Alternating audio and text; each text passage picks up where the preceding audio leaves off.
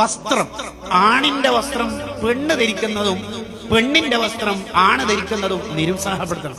എത്ര നൂറ്റാണ്ടുകൾക്ക് മുമ്പ് അയിമത്ത് ഇതൊക്കെ എഴുതി വെക്കുന്നത്. അയ്യേ, ഇതെന്താണ് കോലം? ചെറുപ്പത്തിലേ നിരുത്സാഹപ്പെടുത്തണം. വലുതായിക്കൊണ്ടിരിക്കുന്ന കുട്ടി ഷോൾഡർ ഇല്ലാത്ത ടോപ്പ് ഡ്രസ് ഇട്ടിട്ടാ വന്നേക്കുന്നത്. ഇതെന്താ ഹാജിയാരെ, ചെറുതല്ലേ? നീ ചെറുതന്നല്ലേ വലുതാര്?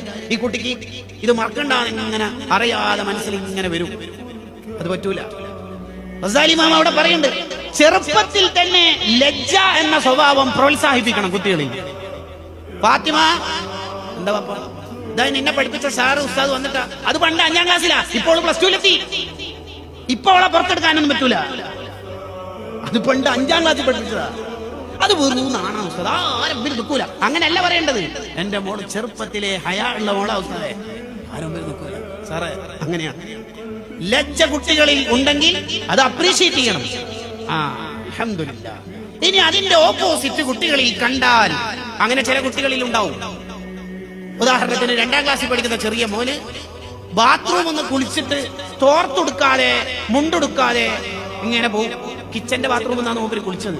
അങ്ങനെ kitchen, central hall, dining hall, bedroom, വാഹനജാഥയിൽ ഓരോ സ്വീകരണങ്ങൾ ഏറ്റുവാങ്ങി 6 റൂം ഇങ്ങനെ യാത്ര ചെയ്ത ചില പിള്ളേരുണ്ടാവും. ഇങ്ങോട്ട് വേണം ഡ്രസ്സ് കിട്ടി. എന്താണ് നാണം വേണ്ടി? ഔറത്ത് തുറന്നിട്ട് ഇങ്ങനെ നടക്കല്. ഔറത്ത് തുറന്നിട്ട് നടക്കുന്ന ആളെ ഭൂമി ശപിക്കൂന്നല്ലേ? ആ കുട്ടിക്ക് 2 വട്ടം അങ്ങനെ തിരുത്തി കൊടുത്താൽ മതി. അവൻ 60 കൊല്ലം ജീവിക്കുന്നത് വരെ അവന്റെ മനസ്സിൽ ഇത് വലിയ ഗൗരവമുള്ള കാര്യമായിട്ട് തോന്നിപ്പിക്കും. കുട്ടിക്ക് ലജ്ജ നന്നായിട്ടുണ്ടാക്കണം. അവനങ്ങനെ ആളെ മുമ്പിൽ നിൽക്കൂല. ലജ്ജയുള്ള കുട്ടി, അതിന് നമുക്കും നല്ല ലജ്ജ ഉണ്ടാവണം. വാപ്പച്ചി ഇങ്ങനെ തുണി കൊടുത്തിട്ട് മടക്കി കുത്തിയിട്ട് കുപ്പായില്ല വലിയനില്ലാണ്ട് ഇങ്ങനെ നടക്കുന്നതാണ് ഈ കുട്ടി കാണുന്നത്. പിന്നെ ഇങ്ങനെ ഈ കുട്ടിക്ക് ലജ്ജ ഉണ്ടായില്ല. ഉമ്മ മത്സ്യവില്പനക്കാർക്കും ഗ്യാസ് സിലിണ്ടർ കൊണ്ടുവരുന്നിടത്തൊക്കെ ഇങ്ങനെ പുറത്തേക്ക് പണിക്കാരുടെ അടുത്തേക്കും അന്യപുരുഷന്മാരുടെ അടുത്തൊക്കെ യഥേഷ്ടം വർത്താനം പറയുന്നേ കാണുന്നത്. പിന്നെ എങ്ങനെ ഈ മോള് ലജ്ജ പഠിക്കലും? ഈ ലജ്ജ പഠിക്കേണ്ടത് ഉപ്പാന്റെ അടുത്തുനിന്ന് ഉമ്മാന്റെ അടുത്തുനിന്നാണ്. ലജ്ജ ഇല്ലാത്ത ഒരു നീക്കുപോക്ക് നമുക്ക് ഉണ്ടാവരുത്, ഒന്നും ഉണ്ടാവരുത്. ഹയാ, അൽ ഹയാ ശുഅബത്തുൻ മിനൽ ഈമാൻ. ഈമാൻ ഉള്ളവർക്കുള്ള ഒരു ഗുണമാണ് ലജ്ജ.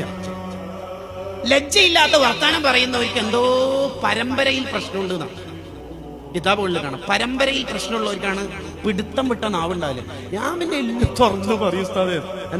എന്റെ മനസ്സിലൊന്നുമില്ല, തലയിലും ഇല്ല. മനസ്സിൽ മാത്രമല്ല തലയിലും ഇല്ല. അതുകൊണ്ടാണ് ഈ സംഭവം സംഭവിക്കുന്നത്. അങ്ങനെ എല്ലാം തുറന്നു പറയാനൊന്നും പറ്റൂല.